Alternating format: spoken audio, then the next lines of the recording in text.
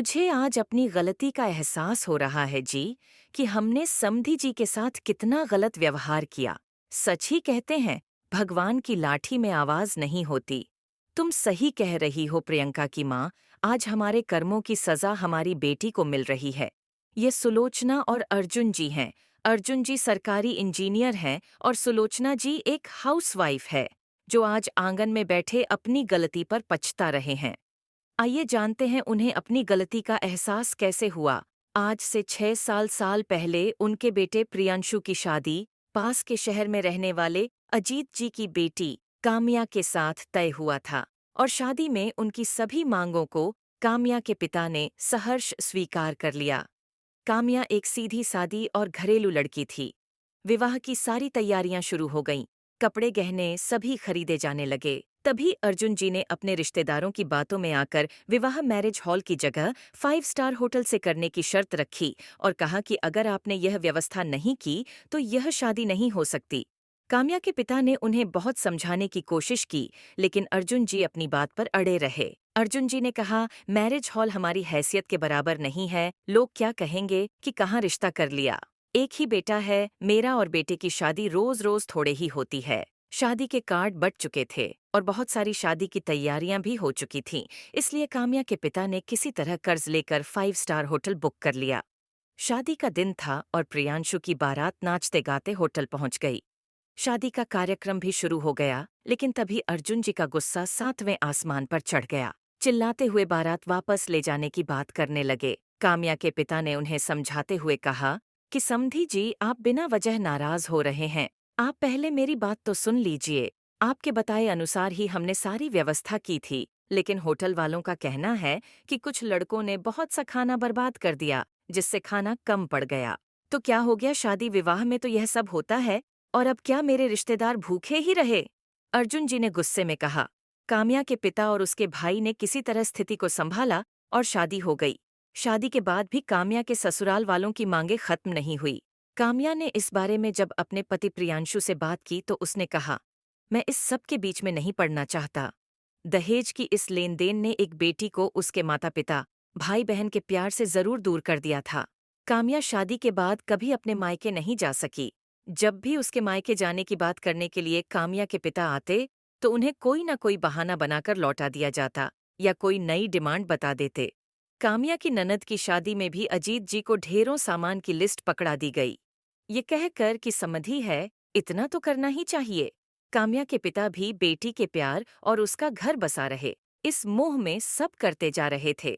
काम्या के ननंद के विवाह में 2 दिन पहले ही अजीत जी सारा सामान लेकर काम्या के ससुराल पहुंच गए।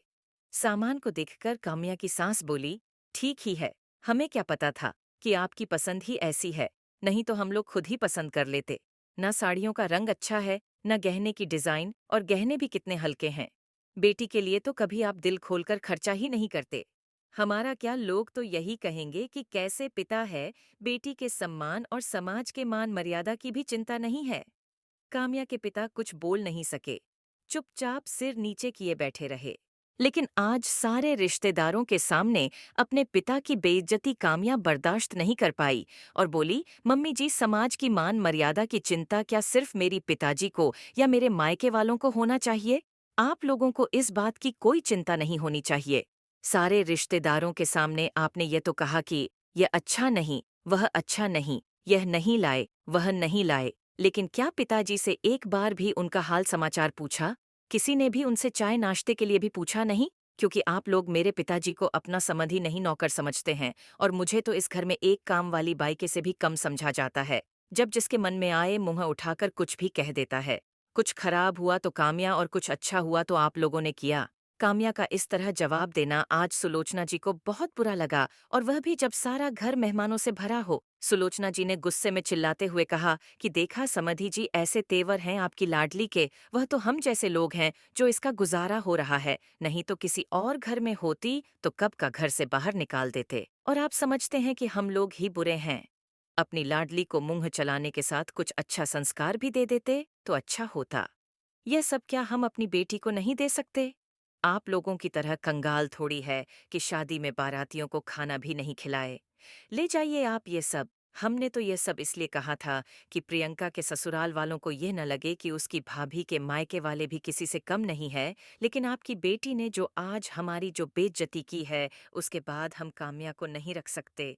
आप ये सारा सामान और अपनी बेटी को लेकर चले जाइए। काम्या के पिता अजीत जी ने सुलोचना जी को समझाने की कोशिश की, लेकिन वह कुछ सुनने को तैयार नहीं थी। धीरे धीरे बात बढ़ती ही गई। तभी वहां काम्या के ससुर और उसके पति प्रियांशु आ गए। उनके सामने सुलोचना जी और उनके रिश्तेदारों ने काम्या को गलत बताया। प्रियांशु ने कहा, काम्या, तुम इसी समय अपने पिता को घर से बाहर निकालो और तुम अपने सारे रिश्ते इनके साथ खत्म करो, तो ही तुम इस घर में रह सकती हो, नहीं तो तुम भी चली जाओ यहाँ से। मैं अपने माता पिता का अपमान बर्दाश्त नहीं कर सकता। काम्या ने कहा, बहुत अच्छे विचार हैं तुम्हारे प्रियंशु। तुम्हारे माता पिता है और मेरे माता पिता कुछ भी नहीं। तुमने तो सच जानने की भी जरूरत नहीं समझी। पिताजी की तो छोड़ो, तुम्हें तो मेरे सम्मान की भी परवाह नहीं, वरना तुम इस तरह की बातें नहीं करते। और तुम चाहते हो कि मैं अपने पिता से सारे रिश्ते खत्म कर लूं, तो यह भी सुन लो, पिताजी के साथ मेरा रिश्ता भगवान ने जोड़ा है। वह मेरे पिता है, जन्मदाता है। मैं चाहूं तो भी यह रिश्ता खत्म नहीं हो सकता है। हाँ, आज अभी तुमसे सारे रिश्ते जरूर खत्म करती हूँ। मैं भी अपने सम्मान को रोज मारते मारते थक गई हूँ। अब और जिंदा लाश बनकर नहीं रह सकती, और रहूं भी किस लिए? ऐसे घर के लिए जहां मेरी कोई कदर नहीं, मेरी सेवा मेरे प्यार का कोई मोल नहीं, सिर्फ तुम्हारे घर वालों की सेवा करती रहूं और तुम्हें बिस्तर का सुख देती रहूं। क्या मेरा सिर्फ इतना ही वजूद है तुम्हारी नजरों में? तो मैं आज इसे भी खत्म करती हूँ। और हाँ प्रियांशु, मांग में सिंदूर तो कोई भी भर देता है, लेकिन जो दिल के खालीपन को भरे, वही सही मायने में जीवन साथी होता है। काम्या के पिता ने सबको बहुत समझाने की कोशिश की, लेकिन कोई समझने को तैयार नहीं था। काम्या के ससुराल वाले उसका घर टूटने का सारा दोष उसके पिता अजीत जी पर लगाने लगे। काम्या के पिता ने काम्या को भी समझाया, बेटा 2 दिन बाद घर में शादी है। लोग आएंगे, जब सबको पता चलेगा कि घर की बहू ही घर में नहीं है, तो क्या सोचेंगे? क्या इज्जत रह जाएगी समाज में अर्जुन जी और सुलोचना जी की, इस घर की? कैसी कैसी बातें करेंगे लोग तुम्हारे बारे में। पहले प्रियंका की शादी हो जाने दो, फिर यह सब देखेंगे। मेरा क्या है? बेटा तुम्हारा घर बसा रहे, इसलिए तो यह सब सहता आया हूँ। तुमसे प्यारा मुझे अपना सम्मान थोड़े ही है। अपने पिता की बातें सुनकर काम्या के आंसू नहीं रुके, लेकिन आज उसने अपने पिता के और अपने सम्मान से कोई समझौता नहीं करने का सोच लिया था। काम्या अपने 3 साल के छोटे बच्चे और अपने पिता का हाथ पकड़ उस घर को छोड़कर चली गई। काम्या के जाते ही लोग उसके बारे में उल्टी सीधी बातें बनाने लगे। प्रियांशु और उसके माता पिता सहानुभूति के पात्र बन गए, लेकिन समय सबके साथ न्याय अवश्य करता है। जो तकलीफ काम्या और उसके मायके वालों ने सहा, आज उसी का समय ने जवाब दिया। प्रियंका की बारात दहेज को लेकर हुई बहस की वजह से वापस चली गई। ये कहना उचित तो नहीं होगा कि जैसी करनी वैसी भरनी, क्योंकि एक और बेटी का घर इस दहेज के दानव ने निगल लिया। एक और परिवार का सम्मान बिखर गया। ऐसे ही ना जाने कितने घर इस दहेज के दानव ने निगल लिए, कितनी जिंदगियां बर्बाद कर दी और कितनों को जिंदा जला दिया। अगर कहानी अच्छी लगी हो तो चैनल को सब्सक्राइब और वीडियो को लाइक करते जाएगा। धन्यवाद।